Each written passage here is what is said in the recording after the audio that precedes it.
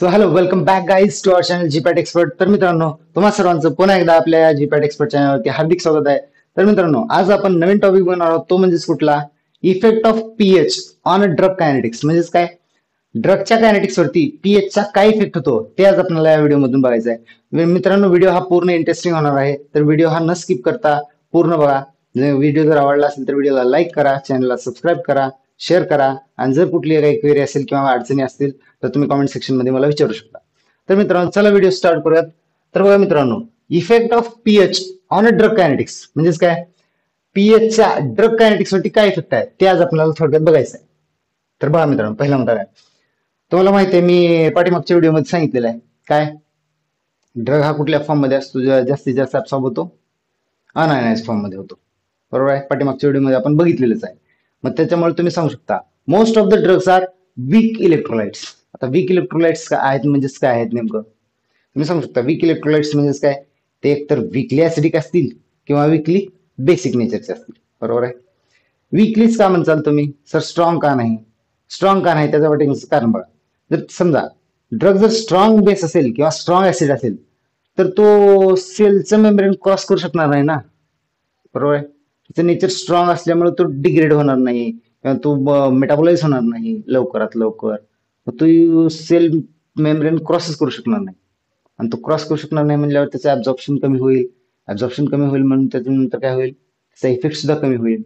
त्यामुळे ड्रगचं नेचर हे कसं असतं, वीक इलेक्ट्रोलाइट्स नेचर असतं. कसं वीक इलेक्ट्रोलाइट्स म्हणजे काय, वीकली ऍसिडिक असतं किंवा वीकली बेसिक असतं. बरोबर आहे, समजलं म्हणजे काय, most of the drugs are weak electrolytes म्हणजेच काय, that is weakly acidic drugs और वीकली बेसिक ड्रग्स. समजला पहिला मुद्दा. तर तुम्ही बघू शकता. तर दुसरा मुद्दा काय आहे, ionization of drug is given by तर बघा, हे जे काही ड्रगचं आयोनायझेशन होतं ते कोण दिलेलं आहे आपल्याला, हेंडरसन हॅसेलबॅच इक्वेशन दिलेलं आहे. हेंडरसन हॅसेलबॅच इक्वेशन, या इक्वेशनचा वापर करून तुम्ही effect of drug that is ionization और अनआयनायझेशन हे तुम्ही कॅल्क्युलेट करू शकता. समजते मी काय म्हणते, इज इट क्लिअर? तर बघा, ऍसिडिक ड्रग साठी हे इक्वेशन काय दिलेलं आहे बघा, हे फक्त लक्षात ठेवा, बाकी काय नाही, जास्त काही इम्पॉर्टन्स नाही. तुम्हाला डायरेक्टली विचारायचेच मुद्दे कुठले विचारू शकते त्यांना, एकतर हा मुद्दा विचारेल किंवा हा विचारेल. मला हे क्वेश्चन वगैरे क्वेश्चन मध्ये विचारलं नाही सहसा. तर बघा, तुम्ही ऍसिडिक ड्रग साठी काय सांगू शकता, pH is equals to pK plus log of ionized form, log of concentration of ionized drug to the concentration of unionized drug. बरोबर आहे. हे झालं ऍसिडिक ड्रग साठी. बघा, pH is equals to pK plus log of concentration of ionized drug to the concentration of unionized drug. हा झाला acidic drug साठी हेसेलबॅच equation. Basic drug साठी काय इक्वेशन आहे बघा, pH is equals to pKa plus log of unionized form of drug to the concentration of ionized form of drug. समजते basic drug साठी काय इक्वेशन आहे बघा, pH is equals to pKa plus log of concentration of unionized form of drug to the concentration of ionized form of drug. हा झाला basic drug साठी equation. Next आहे, तर नेक्स्ट मुद्दा काय आहे बघा. हे जे आहेत हे खूप इम्पॉर्टंट पॉइंट्स आहेत. हे पॉइंट्स तुम्हाला एक्झाम मध्ये विचारू शकतो.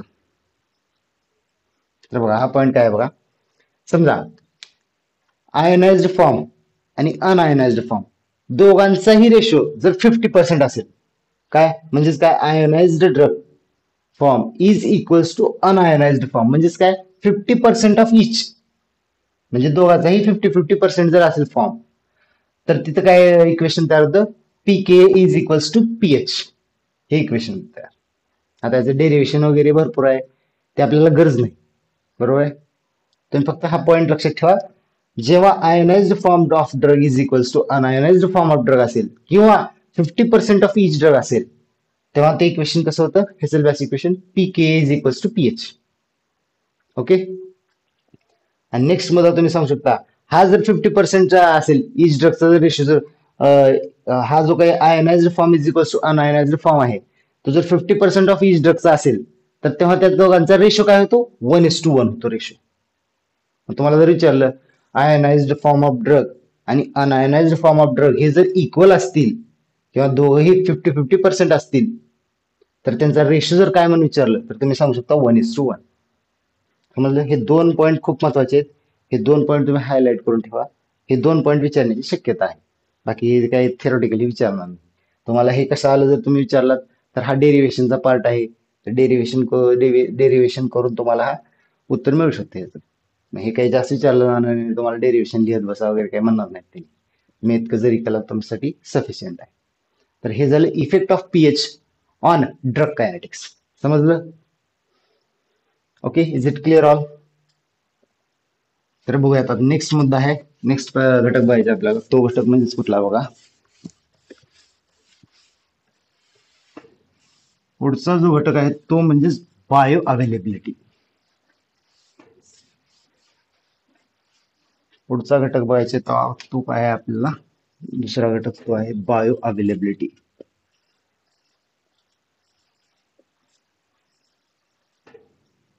Bio availability.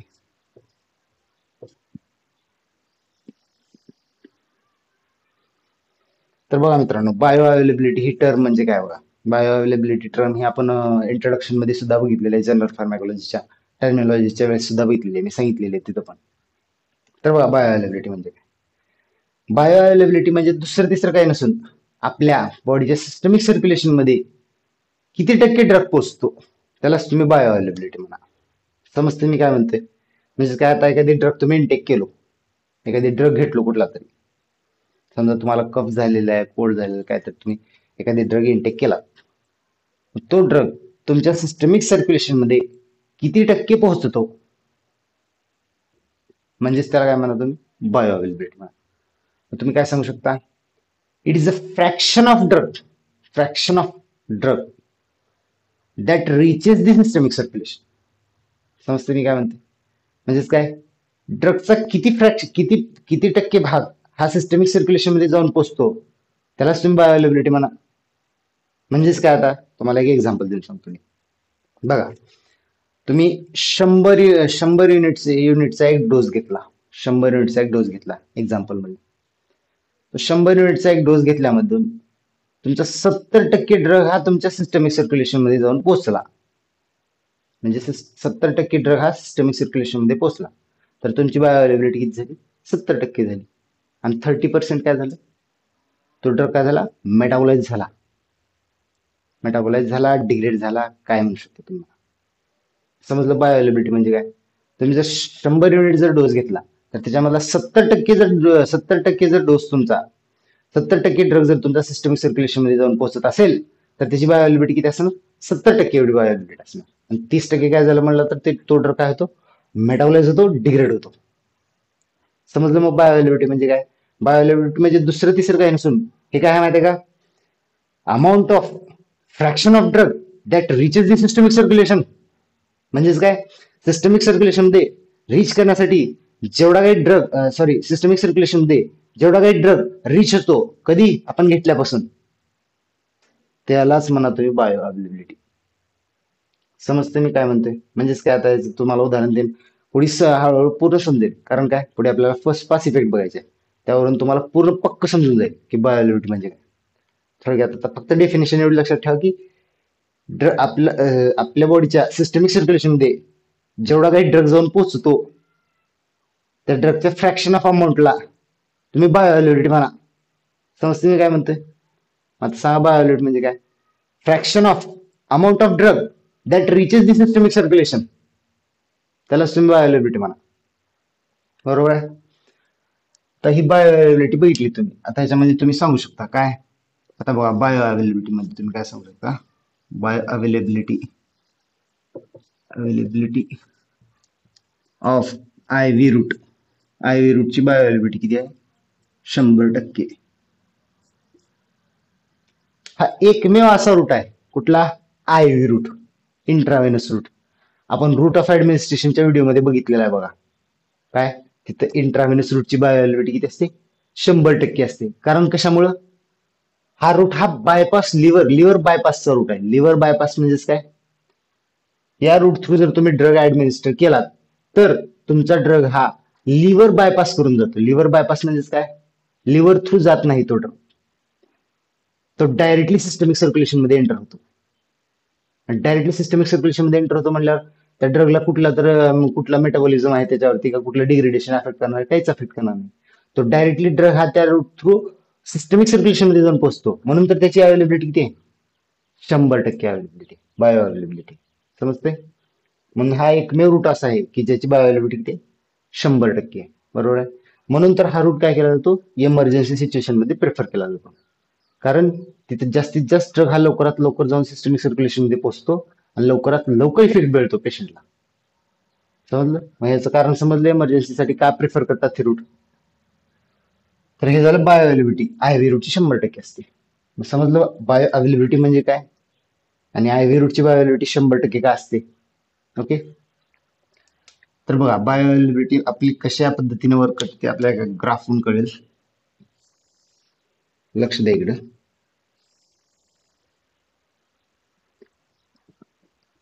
हा आहे टाइम आणि हा आहे प्लाझ्मा कॉन्सन्ट्रेशन. तर आपण ड्रग घेतलोय, बरोबर आहे. तर बघा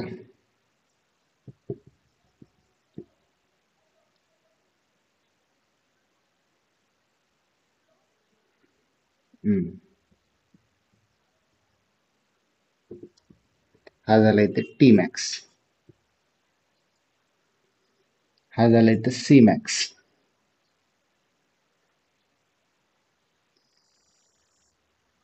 आणि हा जो आहे हा आहे ही आहे मॅक्सिमम सेफ कॉन्सन्ट्रेशन आणि आहे मिनिमम इफेक्टिव्ह कॉन्सन्ट्रेशन. ह्यालाच तुम्ही मॅक्सिमम मिनिमम टॉक्सिक कॉन्सन्ट्रेशन म्हणू शकता. आणि ही जी काय आहे ही आहे therapeutic window, therapeutic window.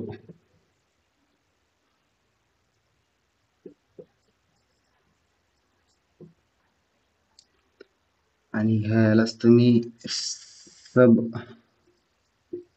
Maximal effect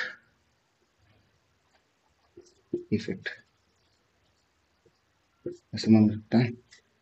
आणि ही जी आहे हा जो पॉइंट आहे इथला, या पॉइंटला तुम्ही एंड ऑफ ऍक्शन असं म्हणू शकता.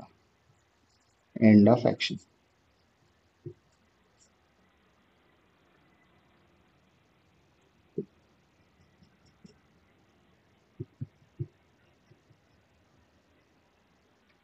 समजतंय? तर आता इकडे लक्ष द्या. तुमचा जो काही तुमच्या बॉडीमध्ये तुम्ही एखादी ड्रग इनटेक केलात तर तो ड्रग कुठल्या रेंजमध्ये तुम्हाला प्रॉपर इफेक्ट प्रोव्हाइड करतो त्यालाच आपण ह्या थेरापेटिक इंडेक्स किंवा थेरापेटिक विंडोच्या ग्राफ मधून समजून घेऊ शकतो. बरोबर आहे. आता तुम्ही सांगा, हे झालं टाइम. ग्राफच्या बेसवरती आहे टाइम आणि ग्राफच्या व्हर्टिकल ऍक्सिस वरती आहे प्लाझ्मा कॉन्सन्ट्रेशन. हा जो पॉइंट आहे हा आहे onset of action. Onset of action म्हणजेच काय, इथून ऍक्शन स्टार्ट होते कशाची? ड्रगची.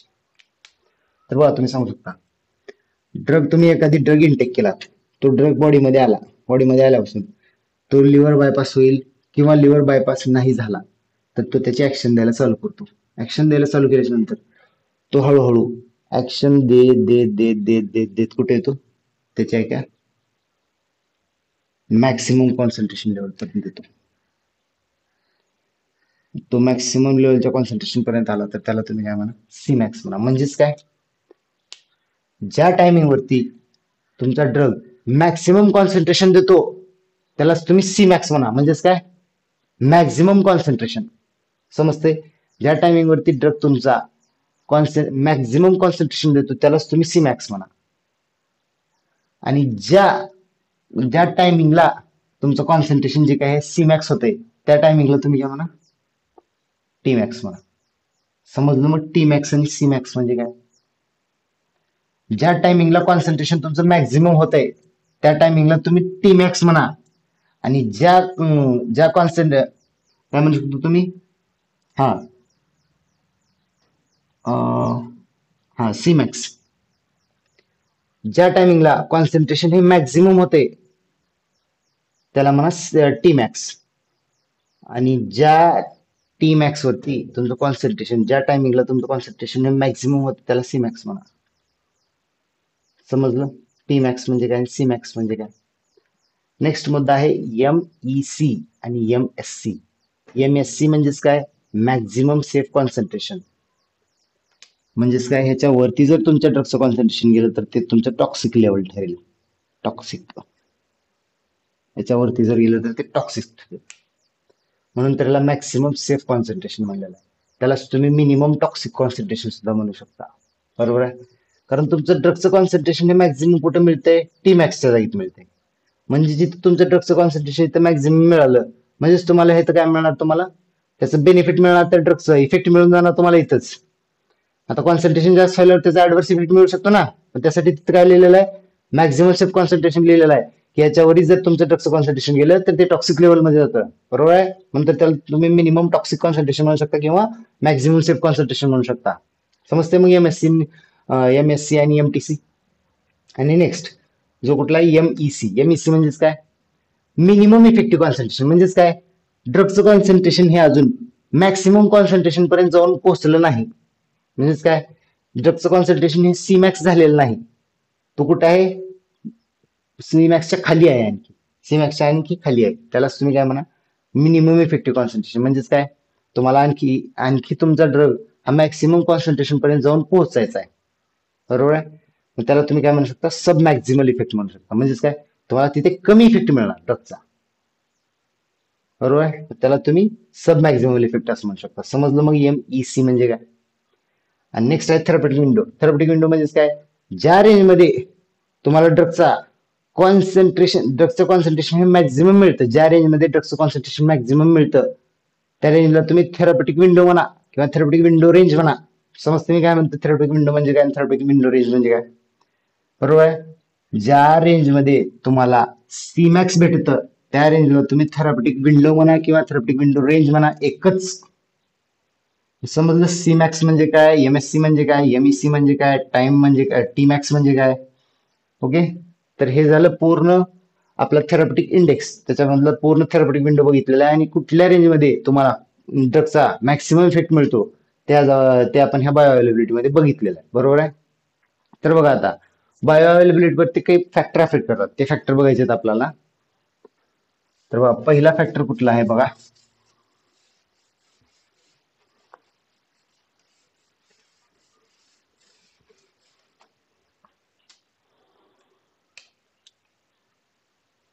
पहिला जो फॅक्टर आहे तो आहे first pass effect. First pass effect.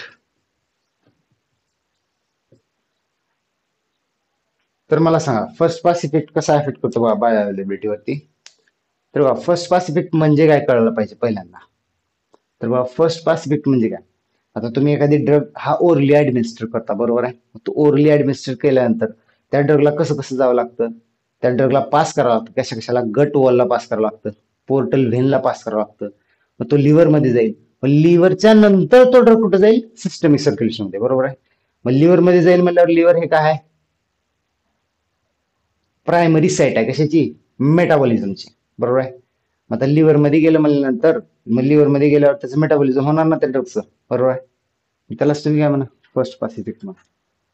त्यालाच फर्स्ट पास इफेक्ट म्हणा किंवा फर्स्ट पास मेटाबॉलिझम म्हणा. मेटाबॉलिझम म्हणा, एकच. समजलं?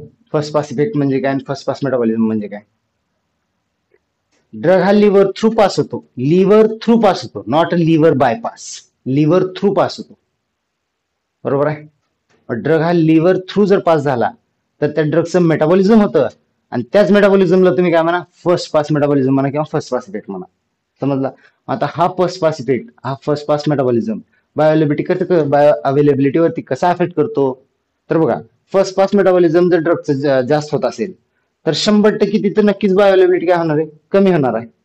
कारण ड्रग हा तिथं मेटाबॉलिझम होणार ना, मेटाबॉलिझम झालं ड्रगचं, जर मेटाबॉलिझम झालं तर तो ड्रग डिग्रेड होईल, इनॅक्टिव्ह होईल.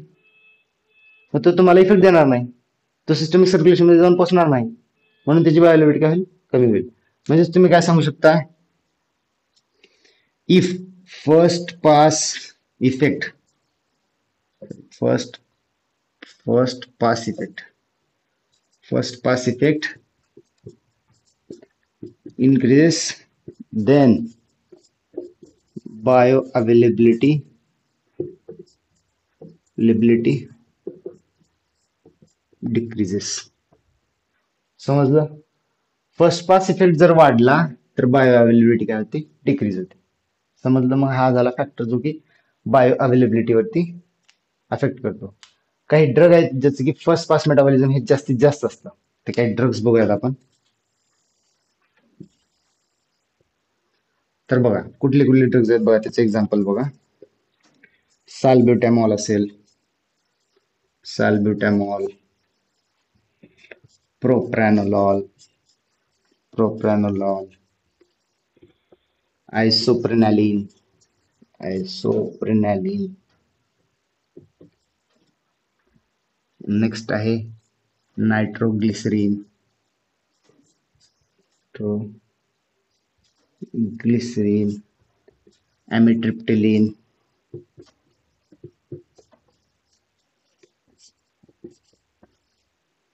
आणखी काय सांगू शकतो तुम्ही, एक्सेट्रा. हे काय असे ड्रग आहेत की ज्यांचं फर्स्ट पास मेटाबॉलिझम हे जास्तीत जास्त असतं. म्हणजेच काय, तर तुम्हाला विचारलं हाय फर्स्ट पास मेटाबॉलाइज्ड ड्रग्स म्हणून विचारलं आणि तुम्हाला 4 ऑप्शन जर दिले, तर तुम्हाला हे ड्रग मध्ये जर कुठले ऑप्शन दिसलं तर तुम्ही त्याला राईट करू शकता. कुठलं कुठलं, साल्ब्युटॅमॉल असेल, प्रोप्रानोलॉल असेल, आयसोप्रेनालिन असेल, नायट्रोग्लिसरीन असेल, ॲमिट्रिप्टिलिन असेल, एक्सेट्रा. तर हे झालं फर्स्ट पास मेटाबॉलिझम किंवा त्याला तुम्ही फर्स्ट पास इफेक्ट म्हणा. बायोअवेलेबिलिटी बघितली आणि त्याच्या अगोदर काय बघितलं आपण, इफेक्ट ऑफ पीएच. बरोबर आहे. मग आज आपण 3 घटक बघितलेले आहेत. कुठले कुठले, effect of pH on on drug kinetics. दुसरा मुद्दा आहे तो कुठला, बायोअवेलेबिलिटी. आणि तिसरा आहे फर्स्ट पास इफेक्ट.